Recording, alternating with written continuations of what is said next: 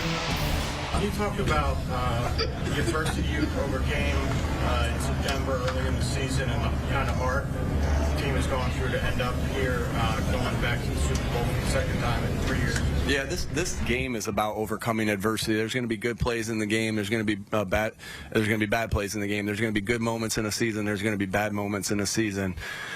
And it's about overcoming and embracing the adversity, because really what we've talked about as a team is like adversity. We've all had to have adversity to be in this moment as where we are right now. And so adversity is what makes you who you are. And it's been the story of, the 2023 to the 2024 Eagles is as bad as the feeling we had as how last year ended. I think it makes you who you are. These guys are hungry, and we got one more to go. What was your message to the team in the locker room? I don't know. Everyone was kind of flowing in. It was just basically what the schedule was. Kind of what our message has been all year is tough, detailed together. Mentally and physically tough, detailed with our fundamentals, detailed with being on the same page, detailed with that, and then together, right? Because, again, it's not the best groups of individuals that wins. You got to become a team. We got one more to go. What did you think of Jalen Hurts' performance? Yeah, awesome. I think you heard what I said at the end of the game. It's amazing how much doubt there is sometimes. I can't quite comprehend it, because it doesn't look like people think it should look like. But the guy has been clutch. He's won a ton of football games. But you ran for this many yards. We don't care how we win. We don't care. If we rush for 300 and pass for 1 and we win, great. If we rush for 1 and pass for 300, great. Who cares? We've just continued to win. He's just continued to win, and I think the criticism is, whatever. He just wins. And I said what I said after the game, and that's kind of how I feel. First offensive play, Saquon takes it to the house. What does that mean? Yeah, it's a good tone setter, right? We knew they were going to sell out to stop the run. We kind of knew that. And then he breaks 2 or 3 tackles to start. We get a great block from AJ on the toss crack to get around the edge. And then great block by Dallas to kind of set it off. And if that, Saquon gets into the second level, third level, and now it's, hey, can you tackle this guy? And he's hard to tackle. I know they don't give me a vote for MVP, but I know who my vote would. That's probably why they don't give me a vote, because I would vote for Saquon. But special performance, special player, special job by the entire group to make that play go to start things off, and that was a good tone setter. We've had some good tone setters to start this playoff, all the playoffs, like Orrin forcing the fumble against Green Bay. Going right down and getting a touchdown on the first drive of the LA game, and then to start it like that was a good start for us. What is Cam Jurgens talking about the package plan for him to be the emergency start to fill in the second? What was the plan for him, and also what did it mean for your seating? Yeah, I think you saw the plan, but he had to step in and play, and he did a phenomenal job. And these guys are playing through pain, like. Man, I just can't say enough about how much I respect these guys of what they have to do with their bodies. I don't think anyone knows the half of it, what they have to go through to play this long season. This is a marathon. And these guys and our trainers and doctors and our strength staff do such a good job of helping them be in the shape they need to be in to play this long season.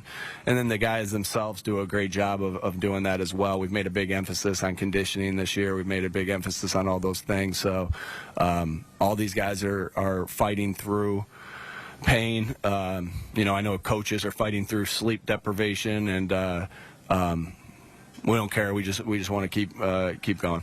What do they say about Jalen that he doesn't care about how it looks or what his stats are? Or what anybody else says. Yeah. That he's a winner, that he's selfless. I showed a couple clips last night of the team. And one picture I showed that showed love was Nolan Smith coming out with Nakobe Dean's jersey last game. That shows love. Then I showed a clip of Nolan and Jalen that kind of showed of them performing a stunt and Jalen saying, "Hey, thank you for trusting me," and Nolan saying, "You don't have to thank me, just go do it." And then so that showed trust. And then I showed a clip of Jalen talking about we don't care how we win, regardless of what anyone says about him, all right, or me, or whatever it is. That shows selflessness, and that's team stuff. Again, it's not the best groups of individuals that win. You have to come together as a football team. And those clips through the playoffs that I got to show last night, you know, again, I kind of get emotional on things. I'm not going to get emotional right now, but, man, it just showed the team. It's about team. This is the greatest team sport there is. I think that gets overlooked sometimes with, oh, look at how this play performed, and look at the scheme here. Like, it ain't about. It's part of it's about that, but it's about team. And anybody that plays, you know, the winner of the Bills and the Chiefs game, I guarantee they talk about how they came together as a team, right? And that's why I love this sport. That it's just, you know, I always say these things of hope that people will say, hey, this is the greatest team sport to inspire people to play this sport. But somehow they don't show that stuff a lot. Sometimes it's more about the negative things that happen and this and that. But we're a team. We're a freaking team, and I'm proud of this team. Pride yourself on your physicality when it's been pretty consistent with the turnovers, fumbles, forcing fumbles. I guess it was Zach, Will Shipley, then Oren Burks. What does that mean? We spend a lot of time on that. We do a lot of drills that go into that. We talk a lot about that. But at the we show anytime there's a missed opportunity to take the ball away. That's something I kind of learned as I watched Matt Eberflus and his how he kind of preached defense of how you take the ball away. I really learned a lot from him when I was in Indy with him. And to be plus 21 on the season, like that's impressive. But and we talk about that to nausea, probably where they're sick and tired of hearing it. But to me, I always say, hey, good leadership is saying the same things over and over is repetition. Connor Barwin actually says that leadership is I don't know how he says it, but the burden of leadership is repetition. And but it's about those guys going out there and doing it. Like there's a skill to be able to take the ball away when Eckler gets up off the ground, to be able to take a punch at the ball there, like Nolan did. Will Shipley, I'm not sure he's tackled anybody before this year. Like Will Shipley, Kenny Gainwell on special teams. The contributions we've gotten from them, they were prime running backs in college that haven't had to tackle people. Like I don't think people understand how special that is. Like, and I get it. It's not going to be the pretty story or anything like that, but it is to us. It is to us.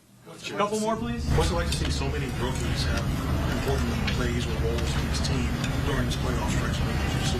And we don't care who's contributing. We're contributing to the guys that we know that can contribute. But with that being said, we've gotten great contributions from our rookie class. That's a tribute to Howie and his staff of all the work they put into to get the right type of guys in first and foremost. Again, talent only gets you the first part, right? You got to have something else to get to where we are right now. And we've gotten great contributions from Coop, from Q.